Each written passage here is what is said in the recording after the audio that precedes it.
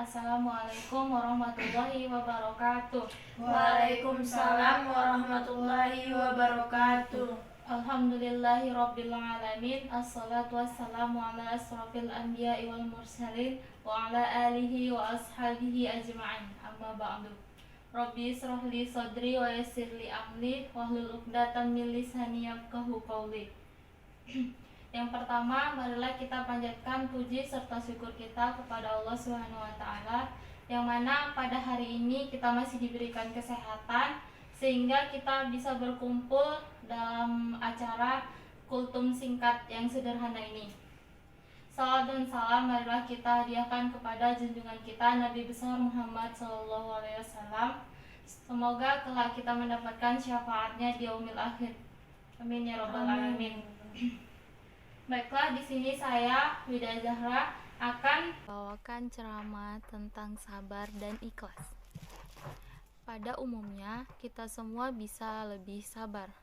Di saat kita diuji Allah dengan hal yang menyenangkan, tapi saat kita diuji Allah dengan ujian yang tidak menyenangkan seperti kesulitan, kehilangan, atau musibah, maka kebanyakan dari kita akan merasa begitu sulit menerimanya dan sulit untuk bisa sabar. Ujian kesulitan, kehilangan, penyakit adalah perkara biasa yang dihadapi oleh manusia selama hidup di dunia ini. Allah Subhanahu wa taala berfirman, "Dan sesungguhnya akan kami berikan cobaan kepadamu dengan sedikit kekuatan, kelaparan, kekurangan harta, jiwa, dan buah-buahan. Dan berikanlah berita gembira kepada orang-orang yang sabar, yaitu orang yang sering mengucapkan inna lillahi wa inna ilaihi roji'un. Mereka itulah yang mendapat keberkatan yang sempurna dari rahmat Allah mereka itulah orang-orang yang mendapat petunjuk." Quran Surah Al-Baqarah ayat 155 sampai 157.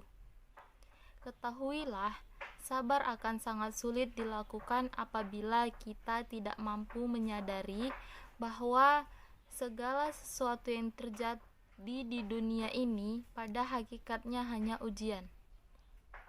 Harta yang kita miliki, anak, keluarga, dan para tetangga itu hanyalah titipan Allah Subhanahu wa taala. Kita harus memahami dengan sebaik-baiknya bahwa Allah lah pemilik yang sebenar-benarnya atas segala sesuatu apapun yang kita miliki. Dengan menyadari bahwa semua yang kita miliki sebenarnya adalah milik Allah dan titipan Allah, maka Allah mengambilnya dari kita. Insya Allah kita akan lebih mudah merelakannya. Karena kita menyadari bahwa semua itu adalah milik Allah dan titipan Allah, dan yang namanya titipan suatu saat nanti memang pasti akan kembali pada pemiliknya. Kapanpun pemiliknya menghendaki, apa yang dititipkan kembali atau mau mengambilnya dari kita, mari kita harus dengan rela memberikannya.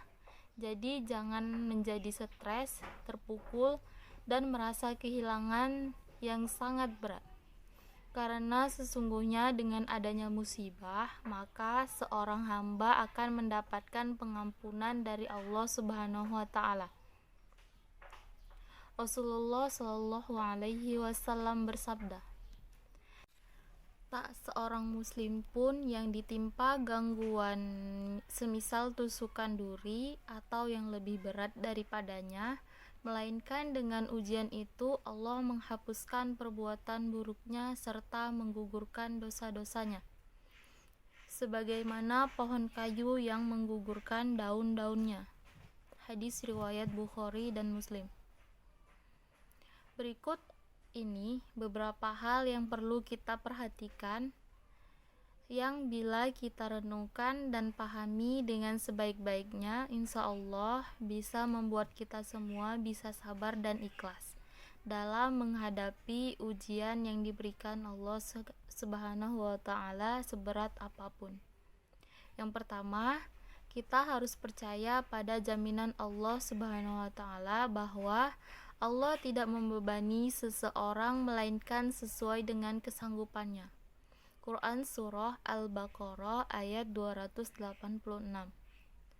Yang kedua, sebenarnya kita semua pasti mampu untuk sabar dalam segala ujian dan segala keadaan. Asalkan kita harus mempunyai iman yang kuat.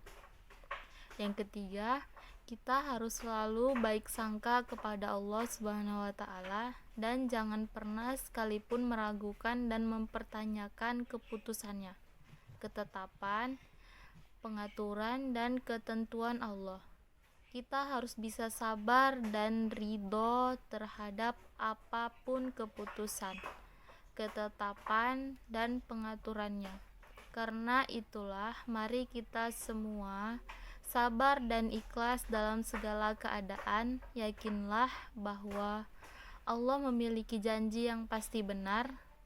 Percayalah, sabar dan ikhlas akan membuahkan kebahagiaan hidup di dunia maupun akhirat.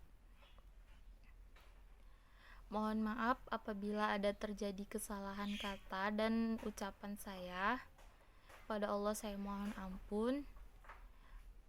Sekian ceramah yang bisa saya sampaikan. Billahi taufiq wal hidayah. Wassalamualaikum warahmatullahi wabarakatuh.